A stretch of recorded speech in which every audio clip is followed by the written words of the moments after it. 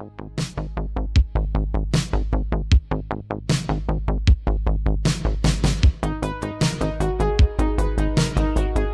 to another episode of the show where we interview the storytellers, the hustlers, and the outcasts of the world. Keyword here, hustler. Because today, my guest, I don't know any other guest that I've had that and represents hustler quite like him. My guest today is Kamaka Dias, and Kamaka started this race to 50K that he's doing to pay off student loans in a year. And his journey is everything that he's done, all the jobs that he's done is really old school, just working hard. I know these days, people are doing like GoFundMe and all that, but this guy's actually working for the money and he's just doing a lot of great things. So I just want to welcome to the show today, Kamaka. How are you, Kamaka? Hello, Damon. Thanks for having me. I'm good. Thanks for being on. Before we start, just kind of tell everyone what's been going on in your life in the past week. What kind of exciting things that has been going on? So during the race to 50K, I'm always doing all kinds of things, creating content, working, posting, meeting people, starting new projects. But the main thing that I try to do is, I do it. Every $10,000 that I make, I plan to do a community event. And just this past weekend, last Saturday, I had my first community event. I was supposed to have one in April, but it got canceled due to COVID-19. But this past Saturday, I collaborated with a bunch of local businesses, and I made 350 grad packs to hand out to high school seniors. I saw the video. And I used my stimulus check to fund it. That's crazy. That's even crazier right there, because I remember when I got my stimulus check, that was like gold for the past 2 months. So that says a lot about you. I originally wanted to buy as many cupcakes as possible and just hand it out to high school seniors. And that's what my stimulus check was going to go to. And then I just started asking around for donations, like Shaka Tea. They sell Mamaki tea in bottles. So I asked them, and I have a relationship with them from the race to 50K. And they just donated 30 cases of Mamaki tea. And I was like, wow. Well, if they're going to donate, maybe other people would want to donate. So I started asking people like Sig Zane, Mo's Fish and Chips, So Juicy Hilo, these restaurants in downtown Hilo and other local businesses. And they were just all about helping out, and they loved the idea. So we just had a bunch of things. So every grad pack had stickers, gift cards. We even put in scholarship information. Every graduate got a cupcake, a tea, a bento or mochi from Two Ladies Kitchen. So it was pretty awesome. Wow, because I know you grew up in Hilo, and we're kind of going to go into that after. But how would you say the community is in Hilo versus like Oahu? Is there a difference, or is it more of a close knit community? What kind of community is in Hilo? It's definitely tight knit. Like it's small enough where everybody knows each other, but like big enough where everybody can do their own thing. Yeah. But everybody is still connected. So I think that's what I love most about Hilo. And when I say Hilo, I'm talking about the outskirts, like Keao, Papaico, like Honoka, like all of that. And it's really cool to be from a community like that. And during this year for the race to 50K, being back in Hilo, every time I go back, everyone's so supportive, and they recognize me, and they also want to help out, always trying to give me jobs. And they probably know my family, or I know their family, or something. Or you could be related, connected. Yeah, exactly. But everyone's connected. And compared to Oahu, I think it's bigger here. So yeah. It's harder to have that sense of community. So yeah, there is a difference, but I don't want to say one's better than the other. I would just say in Hilo, where I would say we're closer, the community is tighter.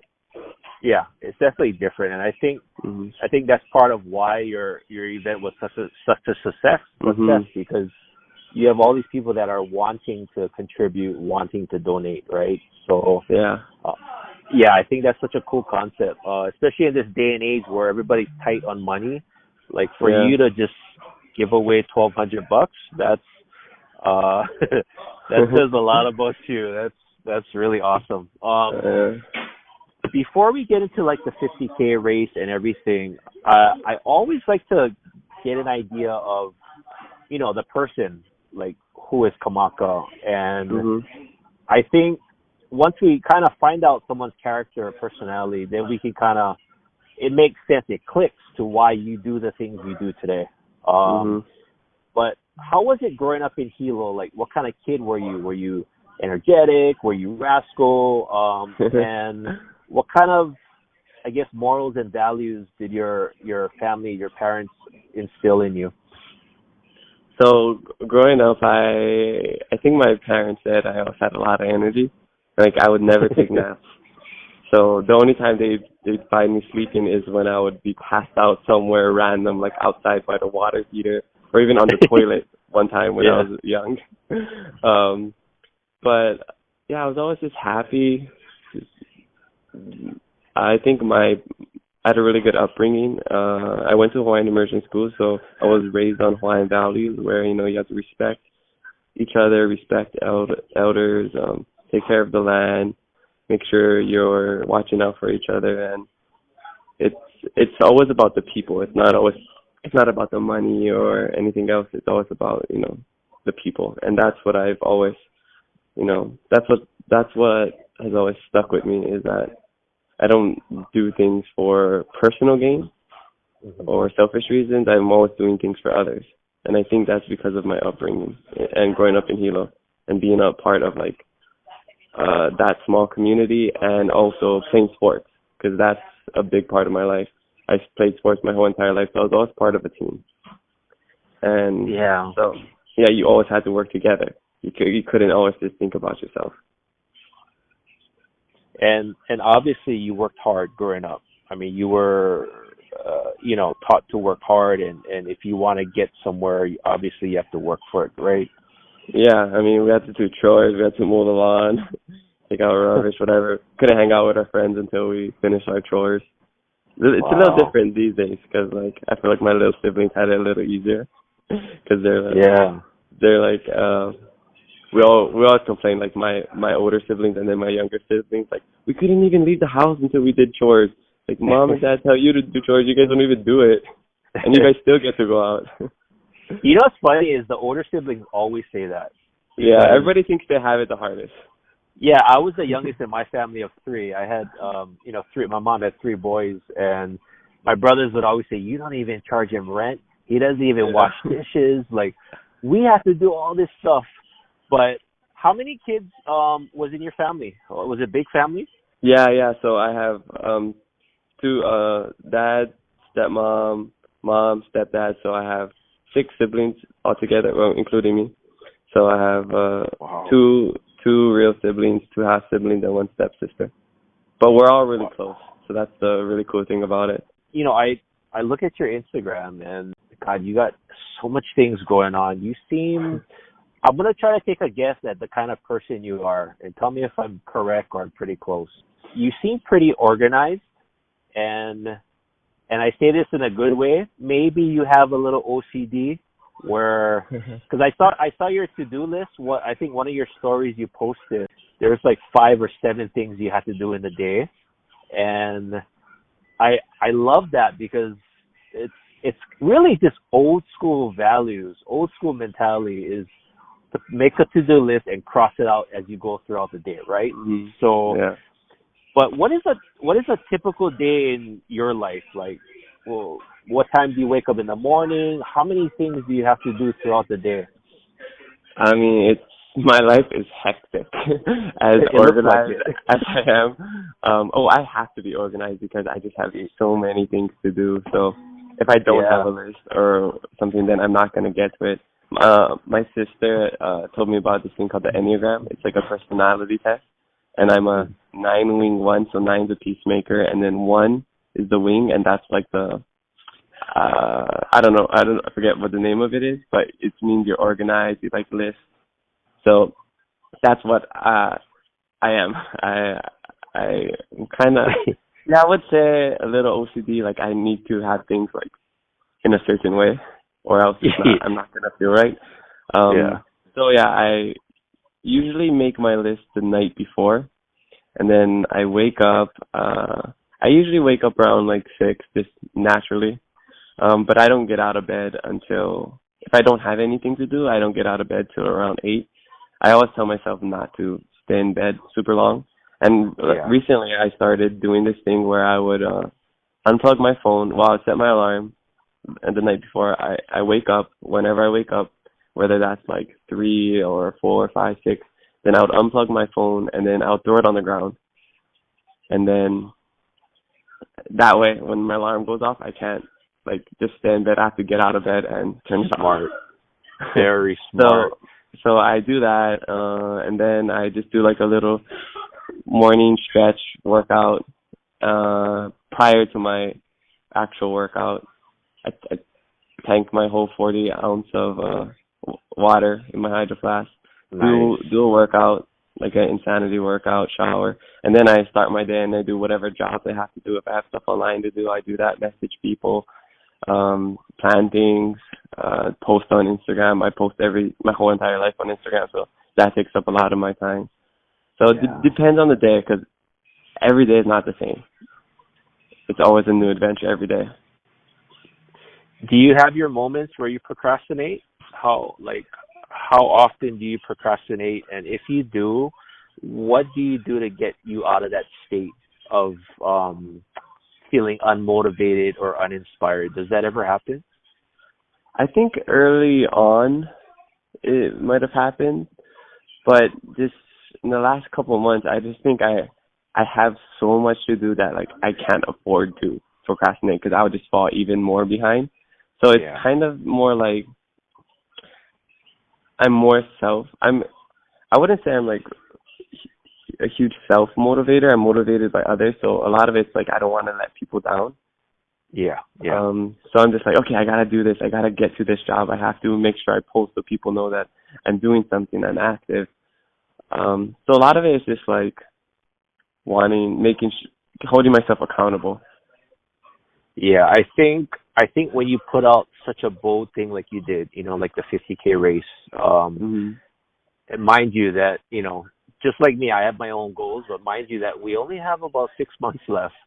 And I've always found that, I told you earlier when we talked that for like the last 4 years, I've made goals every year, and I try to accomplish it at the end of the year, so that anytime you give yourself a deadline, that's when you're pushed to actually fulfill that and actually I love make it happen. Yeah, because no one does deadlines. So, in my job as a trainer, it's like, oh, I'm gonna exercise again, or I'm gonna do a marathon again, but there's no deadline. So I feel like the deadline helps you to push, and then when you make yourself accountable and you put yourself out there on social media like you do, you don't want to let anyone down, because so is it part of that you feel that pressure that you have to follow through because you've already announced it to everybody? Yeah, I love the pressure. I got that Kobe mindset. I love the pressure. But so yeah, by doing that, I would be holding myself accountable, and I don't want to let others down, because by doing that, I'd be letting myself down. So it always comes back to me, because there's always like selfless reasons, Yeah. So I always have to make sure like I keep myself in check, and I'm not doing things to please others, but I do things for others. Yeah. I think that should be on your next shirt that you sell. That's a quote right there. What I just said? Yeah. You got to pay. We're going to pay this back later on, and we're going to try to maybe we can get some donations off of that quote and shirt. It just came out my mouth. But the one thing I learned, because you brought up like waking up at 7 or 8 o'clock, right? And I think maybe you can learn this, being a guy that, I'm like 39 now, and you're like, in your later 20s. Mhm. I think in the last 3 years, I came up with this mentality where if I didn't wake up early, like I feel guilty waking up Mhm. past 6 o'clock, to be honest.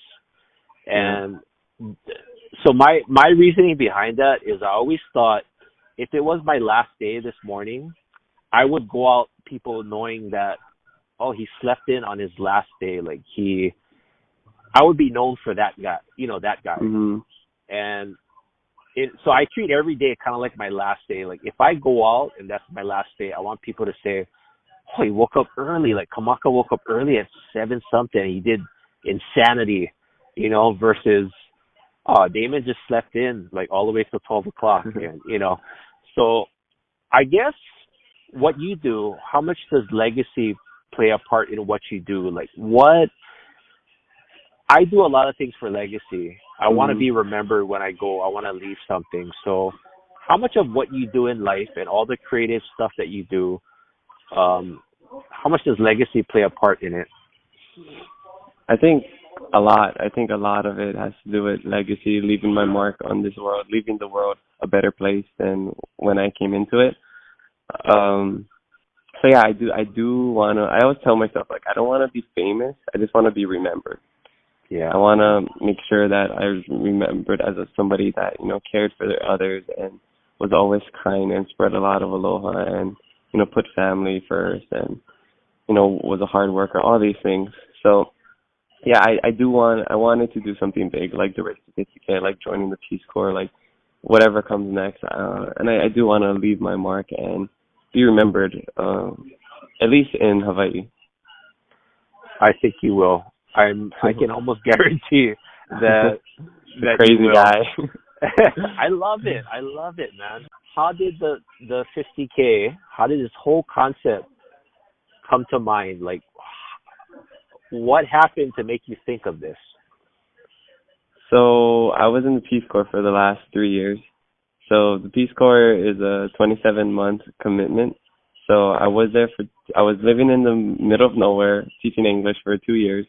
And when you live in the middle of nowhere by yourself for that long, you have a lot of time to think.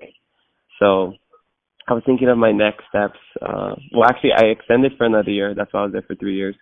And before I ended, I was thinking of my next step. Should I go to grad school? Should I just get a job? And I just kept thinking of what I wanted to do, and I have these ideas and dreams and goals that I want to accomplish, like writing books, traveling, you know, maybe even creating an app or opening up a food truck. And everything kept coming back to student loans. That was the only thing holding me back because I've seen all my life just people in their 30s, 40s, 50s still paying off their student loans. And I just told myself I don't want to be like that. So I thought, okay, why don't I just do something? Like I work really hard for 1 year and just pay it all off, and then I'll be done. Then I'll be free to do whatever I want. And then I was thinking, okay, how can I do that? So the first thought that came to my head was, why don't I ask 50,000 people for $1, and then I'd be done. And then I was like, okay, that's a bad idea. I don't want to be a charity case. Then I thought about the sacrifices. So in the Peace Corps, there's a lot of sacrifice that goes into it because you're away from family, you're missing out on a lot of events, even monetary. We don't get paid. So I figured, okay, why don't I live frugally, just work super hard, save all my money, put all of my money I make towards my student loans, and then I'll be free. Then I was like, okay, what am I going to do to make money? And I majored in communications, I minored in Spanish. I have these skills that I could use, but I felt like I was pretty limited. So I thought, why not just ask people what could I do to help them, and that way they can give me a job, because I'm also really indecisive. So I feel like you just tell me what to do and I'll do it, and then I won't charge anything. I feel like if I didn't charge anything, they could put the value on top of it, and then I would be happy with whatever they pay me, because in the end, if they paid me, that's awesome. If they didn't pay me, I still helped them out. That's also awesome because I still was able to help somebody out. So it's a win-win to me. Yeah. So that's how the Race to 50K came about. Just help me help you. And then I wanted to be fully transparent about everything because I wanted to show people how this could be done. Not saying that this is the way, this is the only way to pay off your student loans. It's just a way you could do it by just working hard and being transparent and asking for help and living below your means. I mean, it's common sense when you think of it, right? It's yeah, but it's not that easy. I mean, luckily I had 3 years of practice of living frugally and, sacrificing. So for me, it was almost like it was automatic. It wasn't hard for me. But other people, with all these distractions in the modern world, in the developing countries, it's so hard, not to always want. Jeez, what a concept. I mean, it's so genius. Like, it's simple. Like, I'm going to work for it and I'm going to be frugal, but it's so, it's such a simple concept that I think a lot of people can get. Like, you want money, work for it. Oh, you don't have enough money? Save up. Yeah. Save your money. Like, a lot of people can cook at home. They don't have to eat out every time. Mm-hmm. I tell my friends that all the time. I say, you guys don't grumble about, being broke, because when I check your Instagram, like, you're out partying or you're doing this, and exactly. It's cool. That's okay, but not if you're saying you're broke or you're trying to save up money, Mm-hmm. And I'm very curious. I don't know if you can answer this question, but if you could estimate the number of jobs you've done so far in this journey, what would you say is a roundabout number? I have to make a list. I have to do because I'm almost at the halfway mark. I think in 7 days, I'll be exactly at halfway, 180 days. I would say at least or around 200, I would say. Wow. Different types of jobs, just like from smallest to biggest to ongoing to just like little tasks here and there. I would say at least 200. Okay. Let's make it a two-part question. The second one is, what is the most interesting or the toughest job that you've encountered throughout all the jobs you've done? The toughest job is my daily life, just posting. I didn't expect that. Yeah. I mean, I don't get paid for that part. I know. That's the promise I made, that I would post. And, I make a weekly YouTube video and I put out other content. So, I mean, my channel is monetized, so I do get paid if it gets views. But the most interesting job I like to share is I dressed up as Buzz Lightyear for a kid's birthday party. What? And that was really funny. I was super stoked for that. I mean, I tell anybody as long as it's legal. So I did that, and then it's funny because I went to a kid's birthday party, dressed up as Buzz Lightyear, and then later on that night I went to baby's first birthday, and baby's first birthday is basically just for the adults to have fun and drink. So I went over there and bartended until 1 something in the morning. So it was just two contrasting parties, just from Buzz Lightyear to bartending. Yeah. Wow. And do you drink? You don't? No, I don't drink. So. And that's even. I know this is nothing to you, but I always grew up when I was in my 20s. I kind of didn't drink either. I was kind of like the oddball. I didn't party. I didn't drink. I didn't do a lot of stuff. But I've always found it funny that people will ask, how come you don't drink? You don't drink? Have you ever felt like the outcast, or how do you deal with, because you're obviously different in a good way with your positive energy and everything. Have you ever felt an outcast? Not so much different, yes, but I've never really felt like I was outcasted, because people were really accepting towards me. I think I just knew who I was at a really early age. I knew I didn't want to drink it. It didn't taste good. Why would I drink this? And I could just drink iced tea. That tastes way better and it's cheaper. Or water. I only drink water these days. And it saves a lot of money. Oh, that's yeah, it does. one way to be frugal. And I recycle all the time. Every week I recycle. So I tell my friends, like, oh, yeah, you guys drink, and I'll take the bottles. So they're always just like, Kamaka, we don't want to drink, but we're doing it just for you. That's pretty funny. But, yeah, I've just, people usually respect it when you say, oh, I'm the DD, because I like taking care of people. I do go out and I hang out with my friends, and I'm one of those people that kind of feed off other people's energy. So, I could say, like, I'm high on life or whatever. So I never really needed that external kind of boost of happiness, you could say. Yeah. But I always like being around others, and I'm totally fine if people drink or they want to smoke or whatever. They want to do it as long as everything's in moderation and you're not hurting anybody else. So I'm always supporting people. And usually you need a friend in the group that DDs. So Kamaka Dias at your service. Well, that's one name. Another name I was wondering about. I feel like you have an alter ego. Yeah. Who is Kamaka Flocka? How did that happen? So I think before, when I was in college, this Kamaka Flocka Flame was just like a rap alter ego that I just created as just for fun, because I write poetry, but I never consider myself like a rapper. I just like to rhyme. So it was just like this fun thing. I think it started when I had this cough syrup one time, and I took it. I was like, oh, what if I just turned into a rapper? So I put in like the bubblegum wrapper, that on my teeth, and then turned my hat backwards, whatever, and then I would make videos. And then Kamaka Flocka Flame eventually kind of took a life of its own.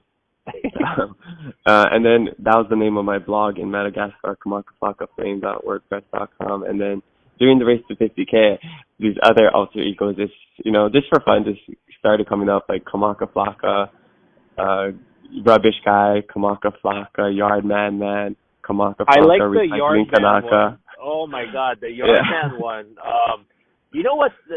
The cool thing about videos, like, when you're a creator like you and you create a lot of videos and you edit and stuff, you realize that one of the funniest parts is the ending where there's that how would you call it? Not a twist, but it's that unexpected ending that really cracks people up. And for you, it was like, yeah, I'm this guy, but I still got to catch a ride with my mom, right? Yeah. Or something like that. Yeah. And your mom was in the background, and like, I don't know. I just watched it today. I literally cracked up. I wasn't expecting that part. So,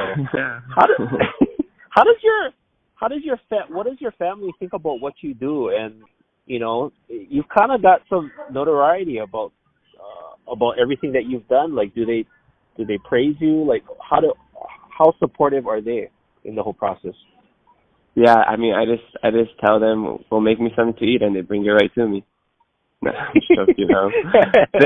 they're so supportive. They have been the best thing about this race to 50K, because even living on Oahu, I live with my grandma, and she allowed me to live with her for 1 year for free, so I could do this, focus all my time and money on the race to 50K. And even when I'm in Hilo with my family, they totally understand that I'm just like super busy, and they help me do things too. Like, I needed something small, they would go and help me or get it for me, or my little brother would come with me to do jobs and help me record. So they're super supportive, and they always have been. I left my senior year, so when I was 17, to live, and I moved to Oahu by myself. So I think they kind of got used to me going away, because I stayed here for college on Oahu. Then I studied abroad in Spain and then Argentina. So I was always, missioning and adventuring all over. So they kind of, expect that from me. And you've done so much, and you're not even 30 yet. That's the crazy thing. Yeah, I feel like I've lived a whole entire life. As we start winding down, I'm curious, throughout this whole journey, what have you learned the most about people? The people that you've come into contact with, or the people that have given you jobs? Like, what have you learned about being a human being, like people in general? it's I kind of learned what I always believed in, was that people are inherently kind, and that if you give them the opportunity to help you, they'll step up and help you. And Hawaii, I think, is a unique place because we do have that kind of we don't have that individualistic mindset where we're always looking out for ourselves ourselves. So we're always trying to help others, and I think people are afraid to ask others for help. But since I started the race to 50K, I told myself, I got to put my ego on the side. I have to just go for it. Just even if it's a little embarrassing to be like, hey, can I do a job for you because I'm trying to pay off my student loans? I have $50,000, or like, oh, I can't do this because I'm saving money. I don't want to spend it. I can't go out to dinner or something. So I think just putting all that on the side and just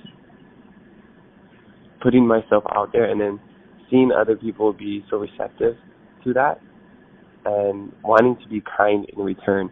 So when I help them with a job, they're thanking me like, oh, thank you so much for doing this for me. And I'm like, why are you thanking me? I should be thanking you. You're giving me money to do this. You're helping me pay off my student loan. So I think what I'm seeing is that people are kind. Like, kindness is alive.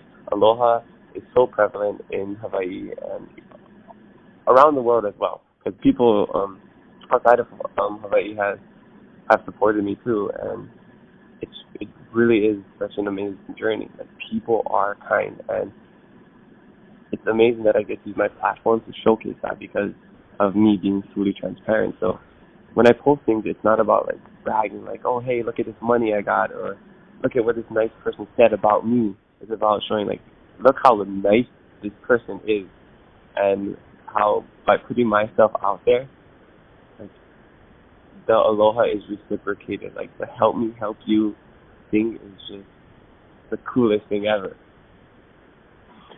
And what you're doing is documenting. I think that's what people need to understand about whether you're an influencer or you create content. Is it's not bragging. What you're really doing is telling a story. And for you, you're telling your story from the beginning to the end. Also, another good thing I think is when you do jobs for people, you're not asking for a price, right? You're not asking for a set price. You're doing it, and you're just telling them, look, this is what I'll do, and I'm just trying to get to this. So it doesn't come across as, like, oh, this guy's he's charging me this much. It's like a donation base, wouldn't you say? Yeah, it's all donation and kindness base. I don't charge anything because regardless if I'm doing a small job or big job, I'm still gonna do it to the best of my ability. So I don't want people to put a price on it. I just want people to help out, to give whatever they can, because maybe some people, they can't afford to pay $800 to have somebody do this job.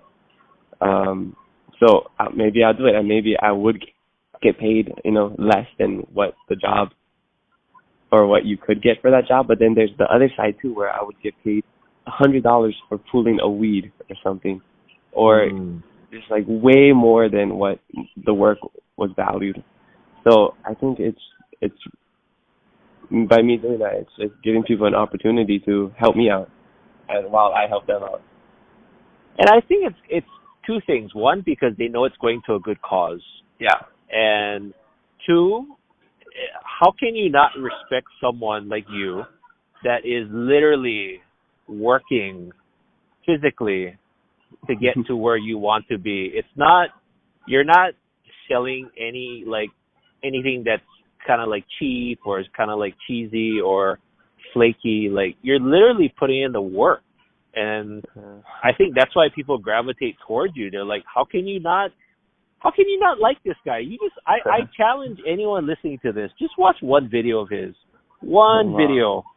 And you'll be like, I love the guy. The guy is a good guy. You're really a good guy. And thanks. What is your thought process as when you put out content on Instagram, YouTube?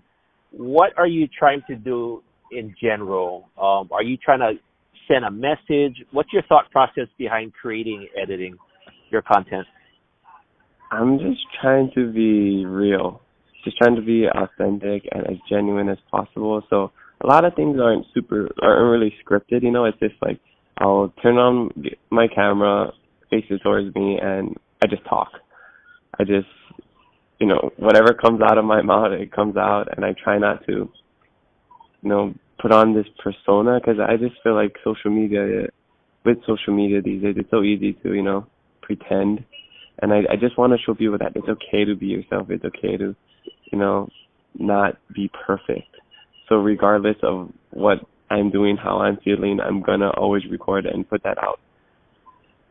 Because, yeah, I just want to show people, like, if you be yourself, people will be receptive to that. And if they don't like that, they don't have to follow you. Yeah. At the end of the day, it's not about followers. It's just about, like you said, storytelling, or, putting in the work for the race to 50K. And that's what I want to show, is that I'm just being myself. I'm doing whatever it takes to get to my goal. And if I can do it, why can't you? Here's an interesting question. You're part of the millennial generation. Mm-hmm. And I'm on believe it or not, I know 39 seems like kind of old when you're 27 or 26, but I'm at I just made millennial. I'm like the higher end of millennial. Like, I think 40 is considered another generation, but you know how there's always a lot of misconceptions about millennials, like they're either entitled, they're privileged, and I personally don't think like that. I just think they're young and they're acting exactly how I acted or my parents acted when we were young. I really think so. But how would you describe millennials, your generation, to the older generations? Well, I think there's truth in what people think about millennials. I like to think of myself as more old school.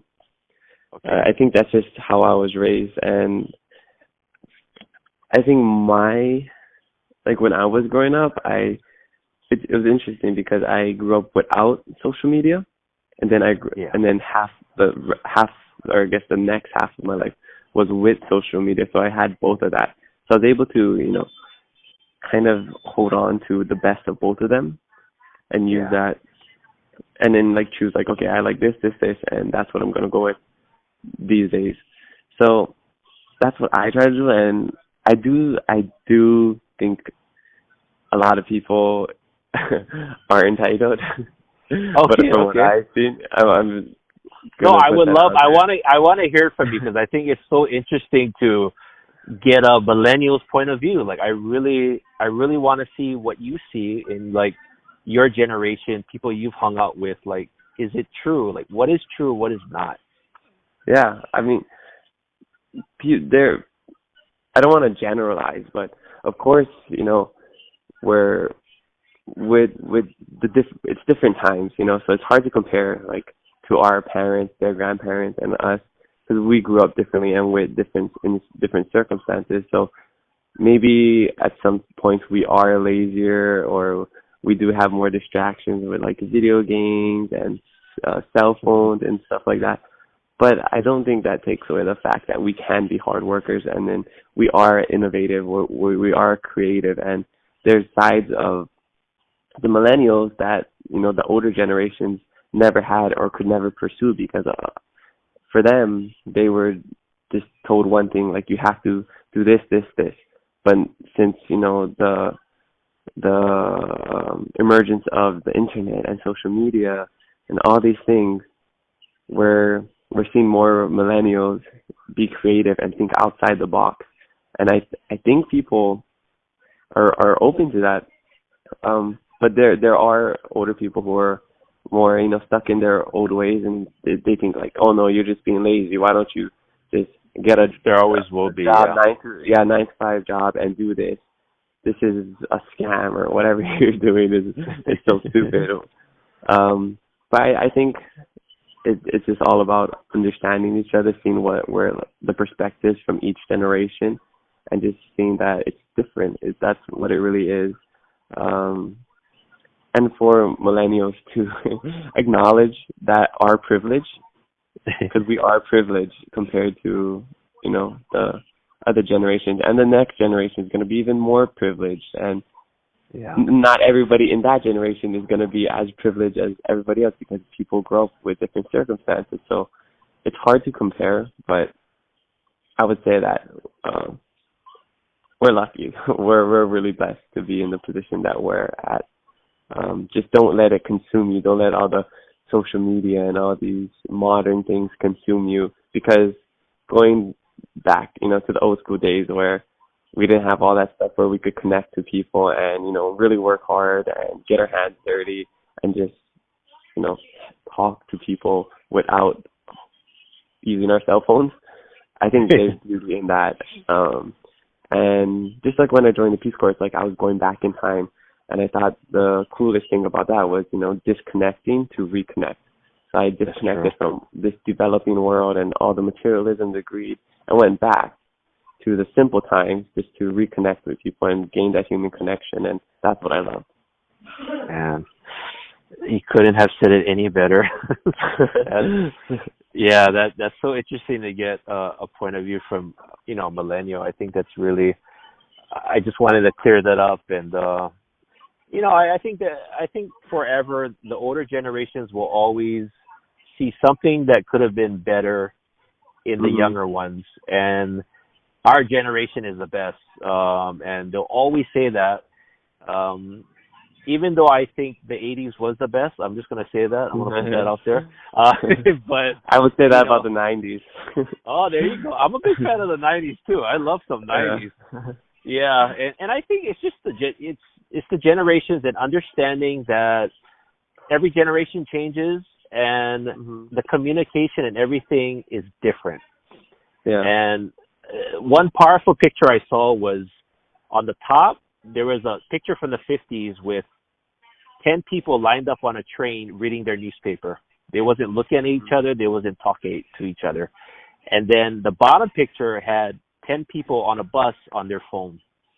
And I thought that picture was so powerful because it's like, okay, we really honestly didn't kind of change per se. If you look at that, it's just that our attention is on a different, it's on a different platform. It's not newspaper anymore. I love that. Yeah. Right? It's on the phone. So it just depends on how you see it. But Kamaka, my last question is, once you get to your 50K, which I know you're more than halfway there. What's next? What is the next challenge? What's after? What do you do after this? How do you celebrate? Yeah. Well, the next challenge is how to rest, how to sit down and not do anything all the time. So I'm definitely going to try to relax for a week and just, maybe go surfing, do whatever I can, get in the water. And then after that, I want to write a book. I'm going to write a book about my Peace Corps service. Oh, well, I guess directly after the Race to 50K, I'll write a book about the Race to 50K. Then have a book I want to write about my time in the Peace Corps, and then some poetry books. I want to become the next Shel Silverstein meets Tupac Shakur with a hint of Dr. Seuss. So that's my goal. You added the Dr. Seuss. You got me there. I'm already. So that's the future goal, and I have other projects I'll be working with for sure. I'll probably eventually have a nonprofit, but once the Race to 50K ends, I actually want to. So every $10,000 that I make, I want to do a community event. So the last one will be like a big celebration with the whole entire community. People can gather and celebrate, the 50,000, getting to 50,000. And then I want the whole entire event to be a fundraiser for a scholarship to give to somebody else so that they don't get student loans. So it'll be like the Race to 50K scholarship. And then during that live event, I'll auction off like somebody or my hair. So whoever bids the highest can cut my hair however they want, and it'll be donated to charity. So it'll be a really cool event, and everything will go to a scholarship. Yeah. And that will recap the whole entire Race to 50K. Oh, man.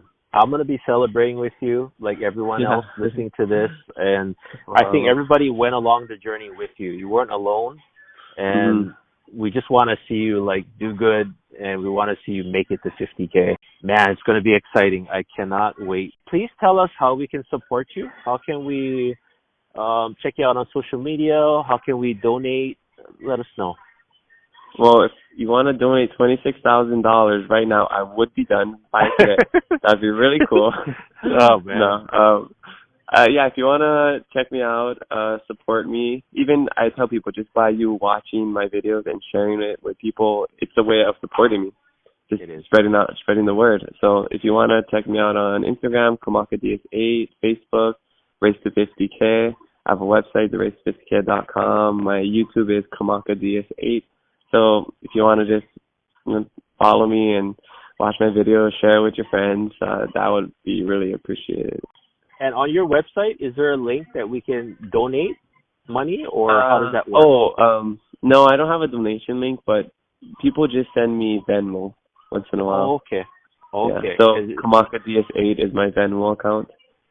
But please, I always encourage people, if you do have a job for me, let me know. I'm more than happy to help. I just have to eventually get to it because I have so many jobs already lined up. But I do want to help. I do appreciate when people just give me money. They always write something super nice and say why they're donating, and that's really cool. But I'm more than happy to help and put in the work. So just let me know. Awesome. Well, Kamaka, I really want to thank you for your time and just sharing everything and just everything about you. Again, if you're listening to this, please do yourself a favor. Just watch at least 1 to 3 videos of what he does, and you're already going to feel the positive energy, the positive vibes. It's going to fill you up, and there's no way that you could not want to help this guy or just support what he's doing.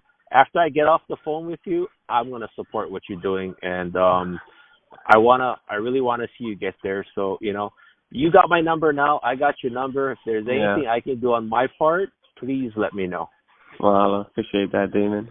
Thanks for having me. Thanks so much, Kamaka. So we'll be in touch again soon, and thanks for being on the show. I really appreciate it. Awesome. I had a good time. Thanks. I want to thank Kamaka again for being on the show. Check him out on Instagram, Facebook, YouTube, Venmo. If you can donate or have him do a job, he will do it, and support him in any way you can. I remember seeing him about a little less than a year ago on the news, and I heard his story, and it's kind of how I got the my first introduction to him and his story. And I thought, man, it would be so cool to talk to him. And I'm so grateful for my job, because I have a job that I can reach out to people and have a reason to talk to them. Otherwise, I probably wouldn't, because it would just be weird for me to reach out to people. So I guess you could say, for selfish reasons, sometimes I use this platform to talk story, learn about people, and just wow. And I'm going to stop talking now. So thanks for joining us on the show, where we interview the storytellers, the hustlers, and the outcasts of the world. We will see you on the next episode. Take care.